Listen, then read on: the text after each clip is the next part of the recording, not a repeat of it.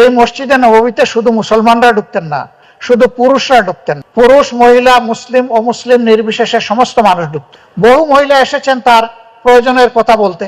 তার পোশাক ইসলাম যেটুকু শালীনতার প্রত্যাশা করে ওরকম না, তিনি এসেছেন তার মতো পোশাক। আল্লাহ রাসূল কখনো এমন কোনো এভিডেন্স নাই বলেছেন মা আগে আপনি যান, একটু পোশাকটা শালীনতার সাথে পরে আপনি আসেন, নেভা, কখনো বলেন নাই। একটি রাজনৈতিক দলের নেতা বলেছেন যে আল্লাহর হাবিব নূর নবীজি মুহাম্মদ সাল্লাল্লাহু আলাইহি ওয়াসাল্লামের কাছে মসজিদ নববীতে নারীরা তাদের ইচ্ছে মতো পোশাক পরে আসতো, মানে পর্দা করতো না। রাসূলুল্লাহ সাল্লাল্লাহু আলাইহি ওয়াসাল্লাম কিছু বলেন নাই। আসলে কথাটি লোকটি বলতে পারে নাই, এখানে ব্যাখ্যা আছে। ব্যাখ্যাটা হচ্ছে আয়াতুল হিজাব, হেজাবকে আল্লাহ যে ফরজ করছেন, জিলবাবকে ফরজ করছেন, জিলবাব বোরখা পরি যে জন্য, কথা বুঝে না। এই আয়াত নাজিলের আগে তো মক্কা মুকাররমায় মদিনা মুনাওয়ারায় কোনো মুসলিম নারীও পর্দা করতো না, কারণ তখন তো হুকুমটাই নাজিল হয় নাই। পরবর্তীতে আল্লাহ হেজাব বা জিলবাব পরাকে বাধ্যতামূলক ফরজ করে দিচ্ছেন প্রাপ্তবয়স্কা নারীদের জন্যে। তো যখন ফরজ হয় নাই সেই সময়ের কোনো দলিল দিয়ে এখন পর্দার বিরোধিতা করা কি সুস্থ মানুষের কাজ? না, এটা মূর্খতা। এটা উনি বুঝতে পারে নাই। ওনার উচিত ছিল আরো বড় স্কলারদের সাথে কথা বলে বিষয়টা বুঝে নেওয়া। যেমন ভাই, হিজরতের আগে মদ কি হারাম ছিল? কথা বলে না। আল্লাহ কি এক চান্সে মদ হারাম করছেন? প্রথমে আল্লাহ বলছেন মদের মধ্যে উপকারের চেয়ে অপকার বেশি। তারপর আল্লাহ বলছেন লা তাকরাবুস সালাতা ওয়া আনতুম সুকারা, মদ্যপ অবস্থায় নামাজের কাছেও যেও না। তখন অনেকে মদ পান করতেন, নামাজের আগে মদ ছেড়ে দিতেন। পরবর্তীতে আল্লাহ হারাম করছেন ইন্নামাল খামরু ওয়াল মাইসিরু ওয়াল আনসাবু ওয়াল আজলামু রিজসুম মিন আমালিশ শায়তান, মদ হারাম হয়ে গেছে। এই আয়াত নাজিলের পর মক্কা মুকাররমায় মদিনা মুনাওয়ারায় কোনো একজন সাহাবীও কি মদ ধরছেন? এখন আগে তো অনেকে ধরছেন, কথা বলে না। তখন তো হারাম হয় নাই। সেই দলিল নিয়ে এখন আমরা কি বলতে পারি যে নামাজে মসজিদে যাওয়ার আগে মদ খাইয়েন না, এমনি একটু চালাই দিয়েন? সুযোগ আছে? দেখতে হবে চূড়ান্ত হুকুম কি হয়েছে। চূড়ান্ত হুকুম আয়াতে হেজাব নাজিলের মাধ্যমে কোরআন কারিমে আল্লাহ তাআলা সকল প্রাপ্তবয়স্কা মহিলাদের উপর পর্দাকে ফরজ করেছেন। আয়াতে হেজাব নাজিলের পর একজন মহিলা সাহাবিয়াও হেজাব ছাড়া, জিলবাব ছাড়া রাসূলুল্লাহর কদমের সামনে মসজিদ নববীতে উপস্থিত হয় নাই। এটা হচ্ছে বিষয়। অতএব আমি মনে করি ফতোয়ার জিনিসটা আলেমরাই দিবে, এটা কোনো নেতার না দেওয়া উচিত। এতে বিভ্রান্তি সৃষ্টি হবে এবং ইসলামী রাজনীতির প্রতি মানুষের আস্থা কমে যাবে। সহিহ আল বুখারীতে একটি হাদিস এসেছে, রাসূলুল্লাহ সাল্লাল্লাহু আলাইহি ওয়াসাল্লামের সাহাবীগণের মধ্যে জলিলুল কদর সাহাবী ছিলেন আউফ ইবনে মালিক আল আশজাঈ রাদিয়াল্লাহু তাআলা। ওনার একমাত্র সন্তান ছিল বাড়িতে। এই সন্তানটাকে মুশরিকরা গাসব করে নিয়ে গেছে, অপহরণ করছে। কথা বুঝতে পারছেন? অপহরণ করার নীতি কাফের মুশরিকদের পুরনো নীতি, ঠিক না? ইসলাম এইরকম কাপুরুষতাকে সমর্থন। ইসলামের হুকুম হচ্ছে বিজয় অর্জন করতে হবে সামনে থেকে লড়াই করে। পিছন দিক দিয়া ছুরি মারা, ধোকা দেওয়া, অপহরণ করা, এগুলো সভ্যতা নয়, কাপুরুষতা। এগুলো কি? হযরতে আউফ ইবনে মালিক আল আশজাঈ রাদিয়াল্লাহু তাআলা আনহুর একমাত্র কলিজার টুকরা সন্তানকে কাফেররা নিয়ে বন্দী করে ফেলছে। বাবা মার একমাত্র সন্তান যদি হারিয়ে যায় দুঃখটা কেমন লাগে? কথা বলে না। সাহাবী ও তার স্ত্রী অঝর দ্বারায় কান্না করছে। সাহাবীর স্ত্রী বললেন, আপনি কান্নাকাটি না করে দ্রুত রাসূলুল্লাহর কদমে যান, সাল্লাল্লাহু আলাইহি ওয়াসাল্লাম, সমাধান পাবেন। হাদিস সাক্ষ্য দেয়, আউফ ইবনে মালিক আল-আশজাঈ রাদিয়াল্লাহু তাআলা আনহু বুক ভরা ব্যথার, চক্ষু ভরা পানি নিয়ে আল্লাহর হাবিবের কদমে এসে হাজির হয়ে গেলেন। এসে বললেন, ইয়া রাসূলুল্লাহ, ইয়া হাবিবাল্লাহ, আমার একমাত্র কলিজার টুকরা সন্তানকে কাফেররা অপহরণ করেছে, আমি আমার সন্তান ফেরত চাই। আল্লাহর হাবিব সাহাবীকে নসিহত করলেন, সাহাবী শোনো, ইত্তাকিল্লাহ ওয়াসবির, তুমি শুধু আল্লাহকে ভয় করো আর ধৈর্য ধারণ করো। ওয়া আমুরুকা ওয়া ইয়্যাহা আন তাস্তাকসিরা মিন কওলি লা হাওলা ওয়ালা কুওয়াতা ইল্লা বিল্লাহিল আলিয়্যিল আযীম। আর আমি তোমাকে ও তোমার স্ত্রীকে আদেশ করছি, সন্তান হারানোর বিপদ থেকে বাঁচার জন্যে তোমরা বেশি বেশি পড়ো লা হাওলা ওয়ালা কুওয়াতা ইল্লা বিল্লাহিল আলিয়্যিল আযীম। সুবহানাল্লাহ। বিপদে পড়লে দোয়াটা পড়বেন, কথা বলে না, অগণিতবার পড়েন, লা হাওলা ওয়ালা কুওয়াতা ইল্লা বিল্লাহিল আলিয়্যিল আযীম। চোখের পানি মুছতে মুছতে সাহাবী বাড়ি আসলেন। প্রিয়তমা স্ত্রী জিজ্ঞেস করলেন, রাসূলুল্লাহ কি সমাধান দিয়েছেন? সাহাবী বললেন, ইন্না রাসূলুল্লাহি সাল্লাল্লাহু আলাইহি ওয়াসাল্লাম আমারানি ওয়া ইয়্যাকা আন নাস্তাকসিরা মিন কওলি লা হাওলা ওয়ালা কুওয়াতা ইল্লা বিল্লাহিল আলিয়্যিল আযীম। আল্লাহর রাসূল সাল্লাল্লাহু আলাইহি ওয়াসাল্লাম তোমাকে এবং আমাকে আদেশ করেছেন, সন্তান হারানোর বিপদ থেকে বাঁচার জন্য আমরা যেন বেশি বেশি পড়ি লা হাওলা ওয়ালা কুওয়াতা ইল্লা বিল্লাহিল আলিয়্যিল আযীম। সুবহানাল্লাহ। সাহাবী তার স্ত্রী আল্লাহর উপর ভরসা করলো আর এই দোয়া পড়তে লাগলো। আরেক দিক দিয়ে আল্লাহ দায়িত্ব নিলেন তার সন্তানকে মুক্ত করার। মরুভূমির যেখানে বন্দী ছিল সাহাবীর সন্তান, কাফেররা খোশ গল্পে মত্ত, আল্লাহ তাদের জেহেনটাকে ঘুরাই দিয়েছেন, বন্দির কথা তারা ভুলে গেছে। আল্লাহ তার হাতের বাঁধন ঢিলা করে দিলেন, মুক্ত হয়ে সে হাঁটতে লাগলো। কিছু দূর আসার পর সাহাবীর সন্তান চিন্তা করলেন, দীর্ঘদিন বাড়ি ছিলাম না, বাড়ি যেয়ে কি খাবো, বাবা মা কি খেয়ে আছে তাও তো জানি না। সে দেখলো মরুভূমিতে কাফেরদের অসংখ্য বকরির পাল মরুভূমিতে চড়ছে। বকরিগুলোর পিছনে যে বলল, চলো তোমরা আমার সাথে বাড়ি আসো। হাদিস সাক্ষ্য দেয়, আউফ ইবনে মালিক আল-আশজাঈর কলিজার টুকরা সন্তান বাবা মার কোলে ফিরে এসেছে, সঙ্গে সাহাবীর বাড়িতে কাফেরদের 4000 বকরি চলে গেছে। আল্লাহ রাব্বুল আলামিন কোরআনের আয়াত নাজিল করে দিলেন, ওয়া মান ইয়াত্তাকিল্লাহা ইয়াজআল লাহু মাখরাজা ওয়া ইয়ারযুকহু মিন হাইসু লা ইয়াহতাসিব।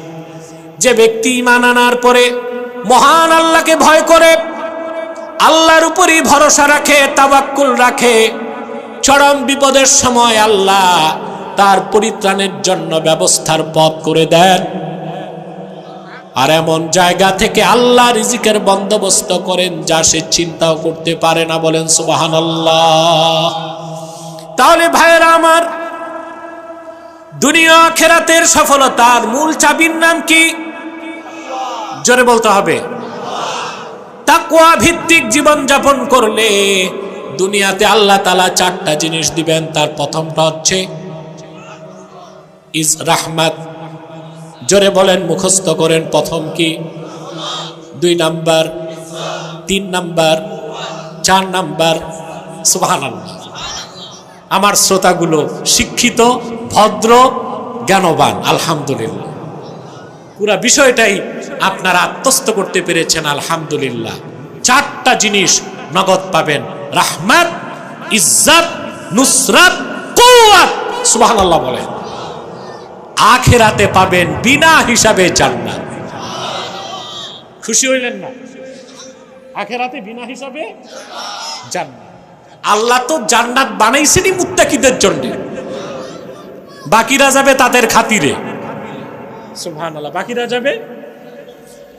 আল্লাহ রাব্বুল আলামিন বলেন, কুল আউনাব্বিউকুম বিখাইরিম মিন যালিকুম লিল্লাযীনা ইত্তাকাউ ইনদা রাব্বিহিম জান্নাতুন তাজরি মিন তাহতিহাল আনহারু খালিদিনা ফিহা ওয়া আজওয়াজুম মুতাহহারাতুন ওয়া রিদওয়ানুম মিনাল্লাহ।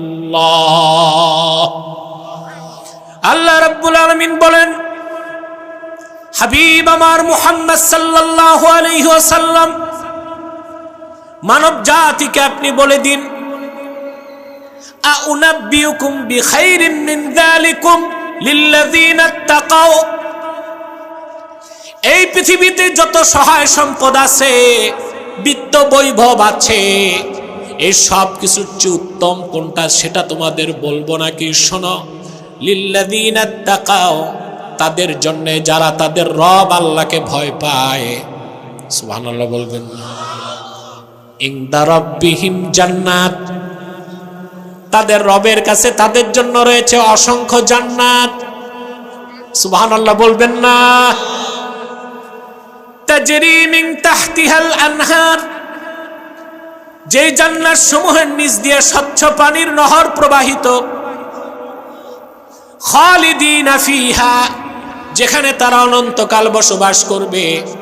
ওয়া আজওয়াজুম মুতাহহারা, যেখানে রয়েছে তাদের জন্য অসংখ্য পবিত্র স্ত্রী।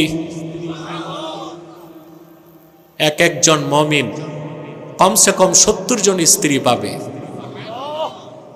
দুনিয়াতে কয়টা? পারলে সর্বোচ্চ। তবে অবশ্যই মনে রাখবেন, যে মৌলবী সাহেবরা বলে 4 বিয়ে করা সুন্নত, এটা একটা ভুল কথা। 4 বিয়ে করা সুন্নত, জায়েজ, অনুমতি আছে, কথা বলে না। আরে ভাই, আপনি একাধিক বিয়ে করবেন, 2টা জোর লাগবে, টাকার জোর, দেহের জোর। বাঙালিতে এমনি একটাতেই কাইত, একাধিক বিয়ে করার দরকারটা কি? কথা বলে না। অবশ্যই বিয়ে একটাই করবেন, পারলে লাগলে 2টা। আপনি কি এখনই ছুটলেন বিয়ে করতে? ও মনীষা,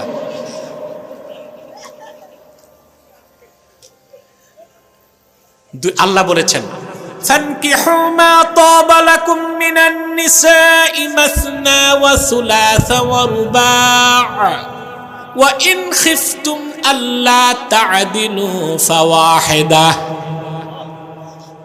তোমরা তোমাদের পছন্দের মেয়েদেরকে বিয়ে করো। আল্লাহ কিন্তু বলে দিচ্ছেন পছন্দের, তার মানে অবশ্যই ছেলে মেয়েকে দেখে পছন্দ করবে, মেয়ে ছেলেকে দেখে, এটার অনুমতি আছে। বাংলাদেশে একটা কুসংস্কার আছে, মেয়ে দেখতে ছেলে যায় না, ছেলের 14 গোষ্ঠী যায়। ছেলে দেখতে মেয়ে আসে না, মেয়ের 14 গোষ্ঠী আসে। আরে ভাই, মিয়া বিবি রাজি, ক্যা করেগা কাজী। যারা বিয়ে বসবে আর যে বিয়ে করবে আর যে বিয়ে বসবে, এদের দেখা, ঠিক না? আল্লাহ বলেছেন, তোমরা তোমাদের পছন্দের মেয়েদেরকে বিয়ে করো। 2টা, 3টা, 4টা। যদি ইনসাফ করতে না পারো, আশঙ্কা থাকে জাস্টিস করতে পারবা না, 1টা। কয়টা? এখন আপনি কি ইনসাফ করতে পারেন? যার 2 স্ত্রী, তার জন্য ওয়াজিব হচ্ছে সবটাকে 2 ভাগ করা। প্রথম স্ত্রীর কাছে 3.5 দিন, দ্বিতীয় স্ত্রীর কাছে 3.5 দিন। এটা করেন আপনারা? সমান খোরপোশ দিতে পারেন? তা আপনি একাধিক বিয়ে কেন করবেন? আপনি তো শর্ত পূরণ করতে পারছেন না, কথা বলেন। মাওলানা আশরাফ আলী থানভী রহমতুল্লাহ বিয়ে করেছিলেন একটা, ওনার কোনো আওলাদ হয় নাই। মুরিদদের পিড়াপিড়িতে আরেকটা করছেন, করতে চান নাই। এখন 2 স্ত্রী আসার পর শুরুতে তো ঝগড়া, উনি চাইলেন দ্বিতীয় স্ত্রীকে ছেড়ে দিতে। প্রথম স্ত্রী বললেন না, যেহেতু চলে এসেছে আমি তাকে বোনের মতো দেখব। তাদের হাতেই তুলে দিতে চাই, কারণ বাংলাদেশের ভবিষ্যৎ এই তরুণরাই রচনা করবে। এই তরুণরা পরিশ্রমী, তরুণরা সাহসী, তারা মেধাবী। এই তরুণরাই পরিবর্তনকে ভালোবাসে। তরুণরা নতুনকে আলিঙ্গন করে, সত্য বলতে দ্বিধাবোধ করে না, প্রযুক্তি বুঝে এবং সামনে এগিয়ে নিয়ে যেতে জানে। তারাই পারবে নতুন বাংলাদেশ গড়ে দিতে।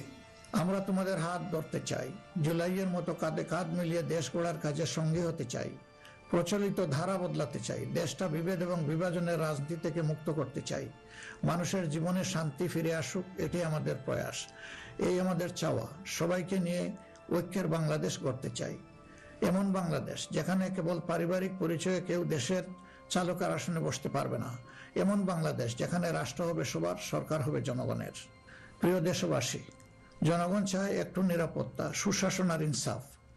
তাই আগামীর বাংলাদেশকে এসব অঙ্গীকার এবং মূল্যবোধের আলোকে সাজাতে চাই। রাষ্ট্রের মৌলিক কিছু সংস্কারের লক্ষ্যে জুলাই বিপ্লব পরবর্তী সরকার কিছু পদক্ষেপ গ্রহণ করেছিল, কিন্তু তা সম্পূর্ণ বাস্তবায়িত হয়নি। এই বাস্তবায়ন সম্ভব হবে আগামীতে যে গণভোট, সেই গণভোটে আমরা যদি আমাদের মূল্যবান ভোট দিয়ে হা বলি, তাহলে সংস্কার প্রক্রিয়া তার পূর্ণতা পাবে ইনশাআল্লাহ।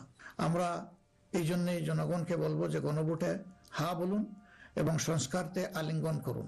আমাদের সন্তানদের স্বপ্ন পূরণে আপনিও গুরুত্বপূর্ণ অংশীদার হন। নতুন বাংলাদেশের আকাঙ্ক্ষার আলোকে আমাদের পরিকল্পনা, কর্মসূচি, অঙ্গীকার আপনাদের নিকট স্পষ্ট করার চেষ্টা করেছি। বাংলাদেশে আমরাই প্রথম পলিসি সামিটের মাধ্যমে রাষ্ট্র পরিচালনার নীতি কৌশল জনগণের সামনে তুলে ধরেছি। আমাদের নির্বাচনী ইশতেহারে এর প্রতিফলন রয়েছে। এই প্রক্রিয়ায় অনেকেই আমাদেরকে সহযোগিতা করেছেন, তাদের প্রতি আমরা কৃতজ্ঞ। এছাড়াও আমরা সমাজের বিভিন্ন শ্রেণী পেশার মানুষের সাথে কথা বলেছি, বসেছি এবং তাদের মূল্যবান মতামত, পরামর্শ আমরা গ্রহণ করেছি। আমরা সুযোগ পেলে, মহান আল্লাহর ইচ্ছায়, জনগণের ভালোবাসায় সরকার গঠন করলে প্রথম দিনে ফজরের নামাজ পড়েই আমরা আমাদের পরিকল্পনা বাস্তবায়ন শুরু করব ইনশাআল্লাহ। প্রিয় দেশবাসী, আমাদের শাসক শ্রেণী সরকারি পদে নির্বাচিত হওয়ার পর নিজেদেরকে দেশের মালিক গণ্য করেছে। ফলে রাষ্ট্রীয় সম্পদ, পদ, পদবি, নীতি, প্রতিষ্ঠান সবকিছু ব্যক্তিগত ও দলীয় স্বার্থ হাসিলের উপায় হিসাবে অন্যায়ভাবে ব্যবহার করা হয়েছে। এর ফলে চুরি ও দুর্নীতি, স্বজনপ্রীতির মাধ্যমে প্রতারিত করে জনগণের সম্পদ লুণ্ঠন করা হয়েছে। উন্নয়ন প্রকল্প ব্যক্তিগত ও দলীয় লুণ্ঠনের সিঁড়ি হিসাবে ব্যবহৃত হয়েছে। এই ব্যবস্থার অবসান ঘটানোই আমাদের প্রধান লক্ষ্য। আলহামদুলিল্লাহ, অতীতে জামাতে ইসলামী থেকে যারা জনপ্রতিনিধি হিসাবে সংসদ, সরকার ও স্থানীয় সরকারের দায়িত্ব পালন করেছেন, তারা কেউই দুর্নীতির দায়ে অভিযুক্ত হননি। তারা দক্ষতার সাথে দায়িত্ব পালন করেছেন। আপনারা দেশের মানুষ, তারই সাক্ষী। প্রিয় দেশবাসী, আগামী জাতীয় সংসদ নির্বাচন জাতিকে একটি নতুন স্বপ্নের দিকে নিয়ে যাওয়ার এক মহা সুযোগ হিসাবে এসেছে। যেসব সমস্যা আমরা বিগত দিনে সমাধান করতে পারিনি, যে লুটেরা গোষ্ঠীকে আমরা নিয়ন্ত্রণ করতে পারিনি, সেসব সমস্যার সমাধান এবং লুটেরা গোষ্ঠীর নিয়ন্ত্রণের সুযোগ হচ্ছে আগামী নির্বাচন। তাই জনগণকে ঠিক করতে হবে, আমরা আমাদের নিজেদের জন্য, আমাদের তরুণ প্রজন্মের জন্য, আমাদের নারীদের জন্য, বয়স্ক মানুষের জন্য, প্রান্তিক জনপদের জন্য, শ্রমিকের জন্য, উদ্যোক্তাদের জন্য কোন বাংলাদেশ চাই। আমাদেরকে প্রশ্ন করতে হবে, আমরা কি সমাজে শৃঙ্খলা প্রতিষ্ঠা করতে চাই? আমরা কি নিয়ম নীতি, শান্তির রাষ্ট্র প্রতিষ্ঠা করতে চাই? আমরা কি উন্নত দেশ হতে চাই? আমরা কি শোষণ, জুলুম, দুর্নীতি, চাঁদাবাজ মুক্ত রাষ্ট্র চাই? আমাদেরকে ভাবতে হবে, আমরা কি রাষ্ট্রীয় প্রতিষ্ঠানকে জবাবদিহিতার আওতায় আনতে চাই? যোগ্যতা ও সততাকে সরকারি পদের জন্য মৌলিক শর্ত করতে চাই? আমরা কি আমাদের জাতীয় সক্ষমতা ও সৃজনশীলতা বৃদ্ধি করতে চাই? এসব বিষয়ে যদি আমরা ইতিবাচক পরিবর্তন দেখতে চাই, তাহলে আমাদেরকে আগামী নির্বাচন নিয়ে নৈতিকভাবে ভাবতে হবে। রাজনৈতিকতার ফুলঝুরির বাইরে এসে বাস্তবতার আলোকে সৎ ও দক্ষ নিষ্ঠাবান নেতৃত্ব প্রতিষ্ঠা করতে হবে। প্রিয় ভাই ও বোনেরা, আমরা আমাদের নির্বাচনী ইশতেহারে বলেছি যে আমাদের স্বপ্নের বাংলাদেশ তৈরির জন্য 5টি বিষয়ে হা এবং 5টি বিষয়ে না বলতে হবে।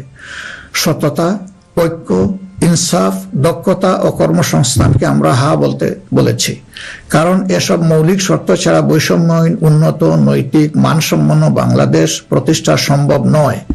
পাশাপাশি দুর্নীতি, ফ্যাসিবাদ, আধিপত্যবাদ, বেকারত্ব, চাঁদাবাজিকে স্পষ্ট না করতে বলেছি। প্রিয় দেশবাসী, বাংলাদেশ আয়তনে ছোট্ট কিন্তু জনসংখ্যার দিক থেকে একটি বড় দেশ। এই জনসংখ্যাকে অনেকে সমস্যা হিসেবে বিবেচনা করলেও আমরা মনে করি এটি আল্লাহর নিয়ামত এবং এক বড় সম্পদ। তাই আমাদের জনসংখ্যাকে জনশক্তিতে রূপান্তর করতে হলে নীতি এবং নৈতিকতা ভিত্তিক রাজনীতির বিকল্প নেই। সমাজে নীতি, নৈতিকতা, শৃঙ্খলা, জবাবদিহিতা প্রতিষ্ঠা করা ছাড়া কোনো জাতি এগোতে পারেনি, আমাদের পক্ষে অসম্ভব না। যে সমাজে নারীর মর্যাদা রক্ষা করতে পারে না, সেই সমাজ কখনো সমৃদ্ধ হতে পারে না। আমরা ক্ষমতায় এলে নারীরা কেবল ঘরের ভেতরে নয়, সমাজের মূলধারার নেতৃত্বে থাকবেন সগৌরবে। কর্পোরেট জগৎ থেকে রাজনীতি, সবখানে তাদের মেধার মূল্যায়ন হবে কোনো বৈষম্য ছাড়াই। আমরা এমন এক দেশ গড়ার প্রতিশ্রুতি দিচ্ছি যেখানে কোনো মা, বোনকে, মেয়েকে নিরাপত্তাহীনতায় ভুগতে হবে না। আপনাদের অধিকার রক্ষার লড়াইয়ে আমাদের সঙ্গী হন। একটি উন্নত ও আধুনিক দেশ গড়ার কারিগর হিসাবে আমাদের নির্বাচিত করুন। প্রিয় দেশবাসী, আমরা মনে করি সমাজে ন্যায়, বিচার ও ইনসাফ প্রতিষ্ঠা করতে হলে সকলকে মর্যাদা দিতে হবে এবং সকলের মানবাধিকার সুরক্ষা করতে হবে। সকল পরিচয় নির্বিশেষে আমরা অঙ্গীকার ব্যক্ত করছি যে একটি মানবিক উন্নত দেশ গড়ার জন্য দলমত নির্বিশেষে সকলের মান, ইজ্জত, অধিকারের সুরক্ষা দিব ইনশাআল্লাহ। এই বাংলাদেশ মুসলমান, হিন্দু, বৌদ্ধ, খ্রিস্টান সবার। কেউ ভয়ের সংস্কৃতির মধ্যে বাস করবে না। যদি কেউ ধর্মীয় পরিচয়ের ভিত্তিতে আঘাত করার চেষ্টা করে, আমরা অতীতের মতো ভবিষ্যতেও তা প্রতিরোধ করব। প্রিয় দেশবাসী, আমাদের প্রত্যাশার বাংলাদেশ গড়তে হলে তিনটি জায়গায় আমাদেরকে বিশেষ গুরুত্ব দিতে হবে। একটি হচ্ছে শিক্ষায় সংস্কার। শিক্ষা হতে হবে নৈতিকতা ভিত্তিক এবং সেটা হতে হবে টেক বেসড। এখনকার দুনিয়া সারাই প্রযুক্তি ভিত্তিক শিক্ষার উপর নির্ভরশীল। আমরা সেই শিক্ষা থেকে বঞ্চিত। আমাদের সন্তানদের হাতকে আমরা দক্ষ কারিগরের হাত হিসেবে গড়ে তুলতে চাই এবং তাদের হাতে হাতে আমরা কাজ দিতে চাই। আমরা কোনো বেকার ভাতা তাদেরকে তুলে দিতে চাই না। দ্বিতীয় জায়গাটা হচ্ছে বিচারাঙ্গন। ন্যায় বিচার সমাজের প্রতিষ্ঠা হলেই কেবল আমরা আমাদের প্রত্যাশার বাংলাদেশ গড়তে পারবো। অন্যথায় দুঃশাসন এবং দুর্নীতির কণ্ঠ রোধ করা মোটেই সম্ভব হবে না। অতএব বিচার বিভাগকে আমূল ঢেলে সাজাতে হবে। সেখানে অবশ্যই সৎ, দক্ষ এবং কমিটেড যে সমস্ত লোকেরা আছেন তাদেরকে বিচারের আসনে বসাতে হবে। তৃতীয় জায়গাটা হচ্ছে আমাদের অর্থনীতি। এই ভঙ্গুর অর্থনীতি নিয়ে দেশকে আগানো সম্ভব নয়। সুতরাং অর্থনীতিতে ব্যাপক সংস্কার সাধন করতে হবে। বিশেষ করে ব্যাংকিং সেক্টর এবং অপ্রাতিষ্ঠানিক যে সমস্ত খাত রয়েছে সেই জায়গাগুলোতেও আমাদেরকে প্রাতিষ্ঠানিক ও অপ্রাতিষ্ঠানিক খাতে আমাদেরকে হাত দিতে হবে। আমাদের ব্যবসাকে করতে হবে বিনিয়োগ বান্ধব। বিনিয়োগ বান্ধব হলেই দেশে কর্মসংস্থান তৈরি হবে এবং আমাদের বেকারত্ব দূর হবে। এই তিনটা জায়গায় আমাদের গুরুত্ব দেওয়া ছাড়া কোনো উপায় নেই। আমরা আশা করব দেশবাসী আমাদেরকে তাদের মূল্যবান ভোটের আমানত সমঝে দিয়ে আমাদের দেশকে প্রত্যাশার আলোকে গড়ে তোলার ক্ষেত্রে আমাদেরকে সহযোগিতা করবেন। সম্মানিত উলামায়ে কেরাম, একাধিক ধর্মের এ দেশ মুসলমানগণ সংখ্যাগরিষ্ঠ। তাই মুসলমান হিসাবে এটি আমাদের দায়িত্ব যে সমাজে ন্যায়, বিচার, ইনসাফ প্রতিষ্ঠা করা এবং সকলকে সুরক্ষা দেওয়া। এগুলো ইসলামের শাশ্বত আদর্শ। সকল মানুষের মৌলিক অধিকার নিশ্চিত করা আমাদের কর্তব্য। আল্লাহ তাআলা স্পষ্টত বলেছেন, ইন্নাল্লাহা ইয়া'মুরুকুম বিল আদলি ওয়াল ইহসান ওয়া ইতা'i যিল কুরবা ওয়া ইয়ানহা আনিল ফাহশাই ওয়াল মুনকারি ওয়াল বাগ। আমাদেরকে স্পষ্টভাবে আল্লাহ নির্দেশ দিয়েছেন। এ দায়িত্ব আমরা সকলে মিলেই পালন করব। তাবলিগি জামাত সহ ধর্মীয় মহলের ভাইদের প্রতি আমাদের আহ্বান, আপনারা দিনের জন্য যে মেহনত করছেন, দেশ গড়ার কাজেও আপনারা আমাদের সাথে গুরুত্বপূর্ণ ভূমিকা রাখবেন বলেও আমরা গভীরভাবে বিশ্বাস করি। আমরা অঙ্গীকার করছি ভবিষ্যতে কেউ আপনাদেরকে অন্যায়ভাবে বিভিন্ন বিশেষণের ট্যাগ দিয়ে নির্যাতন করার সুযোগ পাবে না। বিচার বহির্ভূতভাবে আপনাদেরকে আর হত্যা করার দুঃসাহস কেউ দেখাবে না। আমরা জানি অতীতে আপনাদের কোনো মানবাধিকার ছিল না। এ অবস্থার পরিবর্তন ঘটানো হবে নতুন বাংলাদেশের অন্যতম প্রধান লক্ষ্য। জাতীয় নীতি পদ্ধতিতে আপনাদের আনুষ্ঠানিক অবদান ও ভূমিকাকে জোরদার করা হবে। আন্তর্জাতিক মহল যারা আমাদের পরীক্ষিত পরিচিত বন্ধু, তাদের সাথে আমাদের সম্পর্ক হবে সমমর্যাদা এবং সমতার ভিত্তিতে। আমরা অন্যের ভৌগোলিক অখণ্ডতাকে সম্মান করি এবং শ্রদ্ধা করি, তেমনি সকল দেশের সাথে বন্ধুত্ব প্রতিষ্ঠাকে অগ্রাধিকার দেব। তবে আমাদের জাতীয় স্বার্থ, মর্যাদা, জাতীয় উন্নয়ন, অগ্রাধিকার আন্তর্জাতিক সম্পর্ক নির্মাণে প্রধান ভূমিকা রাখবে। বৈশ্বিক উন্নয়ন চ্যালেঞ্জ সমূহ বিশেষত জলবায়ু পরিবর্তন নিরসনে আমরা সাধ্যমতো ব্যবস্থা গ্রহণ করব এবং তা হবে স্বচ্ছতার ভিত্তিতে পরিচালিত। নিপীড়নের শিকার হয়ে আশ্রয় নেওয়া রোহিঙ্গা জনগোষ্ঠীকে তাদের নিজ দেশে নিরাপদ এবং সম্মানজনক প্রত্যাবর্তনের জন্য সব ধরনের কূটনৈতিক তৎপরতা জোরদার করা হবে ইনশাআল্লাহ। প্রবাসী ভাই ও বোনেরা, জন্মভূমি থেকে 1000 মাইল দূরে অবস্থান করেও জুলাইয়ের অভ্যুত্থানে আপনারা গুরুত্বপূর্ণ ভূমিকা রেখেছেন, জেল জুলুমের শিকার হয়েছেন, ত্যাগ স্বীকার করেছেন। ইতিমধ্যে আপনারা আপনাদের ভোটাধিকার প্রয়োগ করে নতুন বাংলাদেশে নিজেদের অধিকার প্রতিষ্ঠার পথে ইতিহাস রচনা করেছেন। আমি এতে আনন্দিত। আগামী দিনে দেশ গড়ার এই অভিযাত্রায় আপনাদের সক্রিয় অংশগ্রহণ ছাড়া আমাদের নতুন বাংলাদেশের স্বপ্ন অপূর্ণই থেকে যাবে। আমরা চাই প্রবাসীদের অধিকার এবং মর্যাদা রাষ্ট্রীয়ভাবে নিশ্চিত করতে। সে লক্ষ্যেই প্রবাসীদের জন্য ভলান্টিয়ার প্রতিনিধি নির্বাচন করা হবে, যারা প্রবাসীদের বিভিন্ন সুযোগ সুবিধা, সেবা এবং সমস্যার বিষয়ে দূতাবাস বা হাই কমিশনের সাথে সরাসরি। প্রিয় দর্শক, আসসালামু আলাইকুম, সবাইকে আজকের ভিডিওতে স্বাগতম। তো আজকের ভিডিওটি শেষ পর্যন্ত দেখলেন, সেজন্য আপনাকে অনেক অনেক ধন্যবাদ। প্রিয় দর্শক, আজকের টকশোতে উপস্থিত ছিলেন জামাতের আমির ডক্টর শফিকুর রহমান এবং ডক্টর এনায়েতুল্লাহ আব্বাসী ছিলেন। তাদেরকে প্রশ্ন করলেন খালেদ মহিউদ্দিন। প্রিয় দর্শক, জামাতের আমির ডক্টর শফিকুর রহমান নারীদের পর্দা এবং বিভিন্ন বিষয় নিয়ে যখন আলোচনা করলেন, ঠিক তার সমালোচনা করলেন ডক্টর এনায়েতুল্লাহ আব্বাসী।